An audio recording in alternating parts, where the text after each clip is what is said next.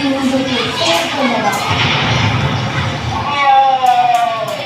और उनके पैर को चकनाचूर कर डाला। घायल अवस्था में नींबू को हॉस्पिटल लाया गया। हॉस्पिटल में नींबू ऊब गए।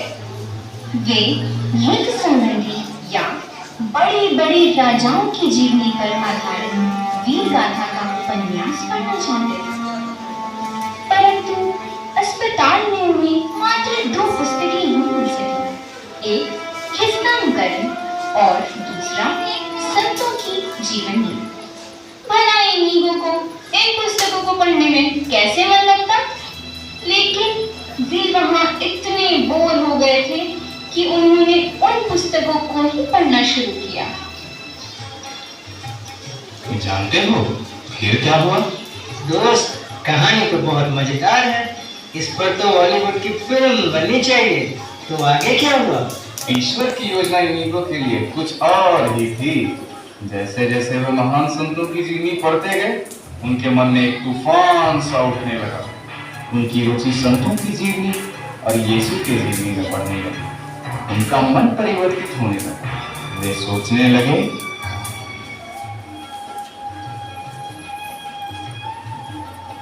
संत ऑगस्टीन, संत बर्नार्ड इतने महान संत कैसे बने?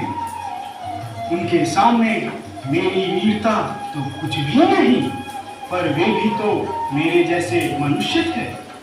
मेरे प्रभु मेरे लिए भी तो जगत में आए और मेरे प्रेम के लिए मर गए। उचित यह है कि मैं ऐसे प्रभु के लिए, ऐसे प्रेम के लिए कुछ करूं।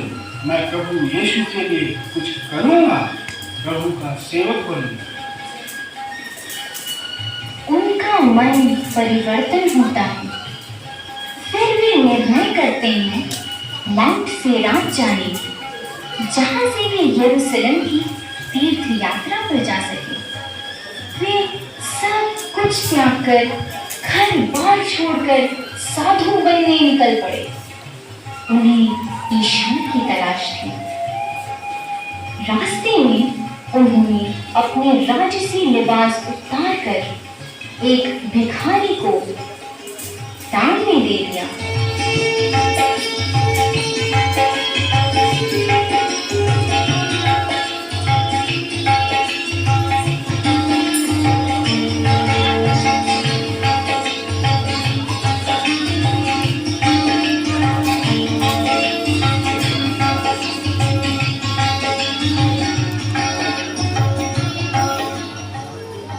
और बोरा का कपड़ा सिलकर पहन लिया।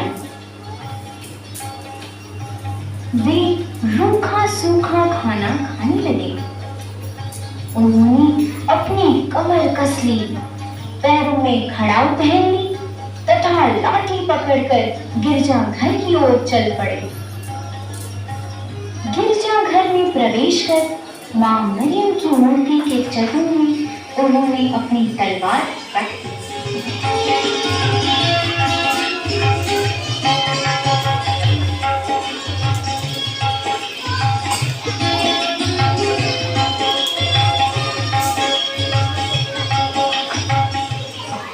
मैं आपका सेवक हूँ।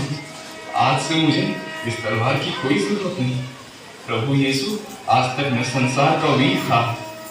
मैं दुनिया एवं उसकी सुंदरता तथा धन दौलत के पीछे भाग रहा था, लेकिन आज से मैं आपका वीर हूँ, आपका सेवक हूँ। मैं अपना शरीर, अपनी आत्मा और अपनी शक्ति, अपनी सर्वस्व आपको सौंप देता हूँ।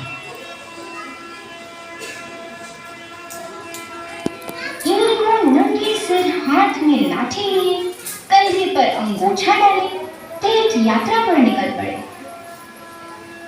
चलते चलते उनके पैरों में सूजन हो गया, तो वो एक पैर में ही चप्पल पहनने लगे, परंतु उनके चेहरे पर एक असीम शांति झलकती थी।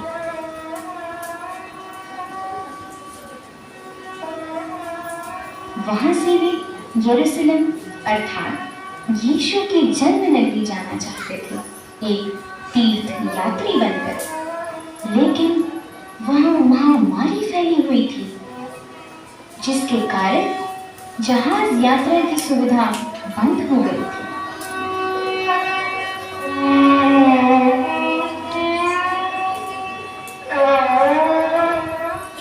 जब तक इस महामारी का अवसान न हो, यहीं ठहरूं और बीमारों की टहल सेवा करूं। जब यात्रा की अनुमति मिलेगी, किसी जहाज पर सवार होकर पवित्र भूमि की यात्रा करूंगा। दोस्त, नीरो तो सचमुच बड़े साहसिक हैं। वे तो शैतान से भी लड़ पड़े। हाँ दोस्त, ईश्वर की योजना देखो, कहाँ से कहाँ पहुंचा दिया इस जवान ने।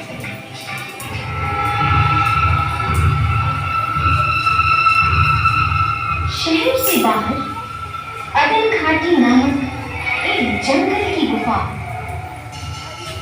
जो बहुत गहरा और अंधेरा था, वे वहीं रहने लगे। हमारे वीर को भी भय लगा, पर तपस्या की प्यास में भय पर विजय पाई। प्रतिदिन वो अपने आप को लोहा युक्त घोड़े से निर्दयता से पीटते और 3-4 दिन अन्न पानी छोड़कर रहते। अंत में वहां के जड़ पर और अस्पताल से लाई रोटी के टुकड़े पानी में डुबोकर खाते।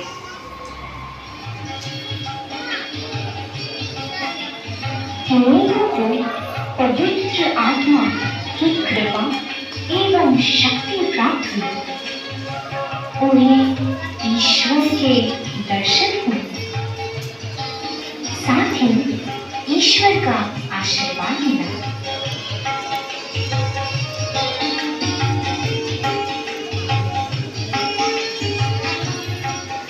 देखा मित्र, ईश्वर जिसको चुन लेते हैं उसका हमेशा साथ देते हैं। हाँ दोस्त, सचमुच संत इग्नातियस तो महान थे। उनको यीशु मसीह के भी दर्शन हुए। और जानते हो इसके बाद क्या हुआ? नहीं भाई, आगे भी बताओ। इस अनुभव के बाद उन्होंने संसार की एक सबसे महत्वपूर्ण किताब आध्यात्मिक साधना लिखी। तब वे पेरिस जाकर बच्चों के साथ लैटिन भाषा सीखने लगे। उनकी उम्र इस समय 43 वर्ष थी। वहीं उनकी मुलाकात संत फ्रांसिस जेवियर तथा अन्य 6 साथियों से हुई।